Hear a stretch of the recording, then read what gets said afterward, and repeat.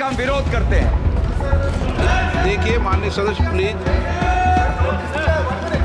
एक मिनट, ऐसे नहीं। इसे इत्तेफाक कहें या बीजेपी के रुतबे में कमी कि पिछले एक हफ्ते के अंदर पार्टी को 2 बार झुकना पड़ा है। पहले यूपी में योगी सरकार को नजूल जमीन के मुद्दे पर झुकना पड़ा, तो वहीं अब लोकसभा में वक्फ बिल को मोदी सरकार को जेपीसी के पास भेजना पड़ा।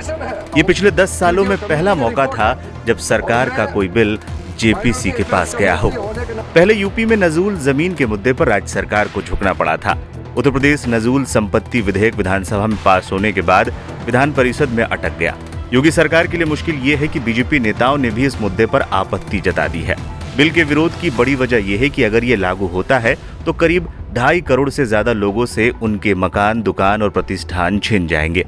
उपचुनाव और आगामी विधानसभा चुनाव 2027 में वोट बैंक के नुकसान की आशंका में बीजेपी के नेताओं और विधायकों ने इसका विरोध करना शुरू कर दिया। प्रदेश अध्यक्ष और विधान परिषद के सदस्य भूपेंद्र सिंह चौधरी ने भी विधेयक का विरोध किया। शुरुआत से ही इस बिल का विरोध हो रहा था। विधानसभा में जब ये बिल लाया गया तो इसके विरोध में समाजवादी पार्टी के विधायक वेल तक पहुंच गए थे। दिलचस्प बात यह है कि बीजेपी और सहयोगी दलों के कुछ विधायकों ने भी इसका विरोध कर दिया। बीजेपी विधायक हर्षवर्धन वाजपेयी और पूर्व मंत्री सिद्धार्थनाथ सिंह, एनडीए के सहयोगी निषाद पार्टी और जनता दल लोकतांत्रिक के विधायक रघुराज प्रताप सिंह उर्फ राजा भैया ने भी इसका विरोध किया। सिद्धार्थनाथ सिंह ने मांग की कि जो लोग सालों से लीज लेकर नजूल की जमीन पर रह रहे हैं या जो लोग फ्री होल्ड के लिए किश्तें दे रहे हैं, उनकी लीज का भी रिन्यूअल किया जाए। वहीं राजा भैया ने इस बिल का विरोध करते हुए कहा कि इससे हजारों लोग बेघर हो जाएंगे। संपत्ति का अधिकार साफ होना चाहिए। गरीबों के पास नजूल की जमीन को फ्री होल्ड कराने का अधिकार होना चाहिए।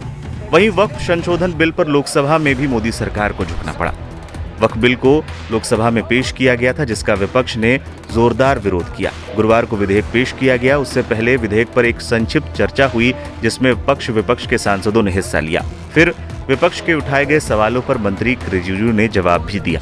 आखिर में उन्होंने कहा कि अगर सदस्य चाहते हैं कि विधेयक को विचार के लिए जेपीसी के पास भेजा जाए तो सरकार को कोई आपत्ति नहीं है। एनडीए के सहयोगी दल जेडीयू ने जहां बिल का समर्थन किया, वहीं टीडीपी ने बिल को जेपीसी के पास भेजने की सिफारिश की, जिसके बाद मोदी सरकार को झुकते हुए बिल को जेपीसी के पास भेजने का फैसला लेना पड़ा। अब जिस तरीके से यूपी में योगी सरकार को और फिर केंद्र में मोदी सरकार को झुकना पड़ा है, उसको लेकर राजनीतिक हलकों में कई तरह की चर्चाओं का बाजार गर्म हो गया है। हालांकि कई राजनीतिक जानकार तो ये भी कह रहे हैं कि वक्फ संशोधन बिल को लटकाने के पीछे राज्यसभा में संख्या को लेकर मामला है। अब देखना ये दिलचस्प होगा कि वक्फ संशोधन बिल जेपीसी के पास जाता है और जेपीसी से मामले को लेकर क्या कुछ निकल कर आता है।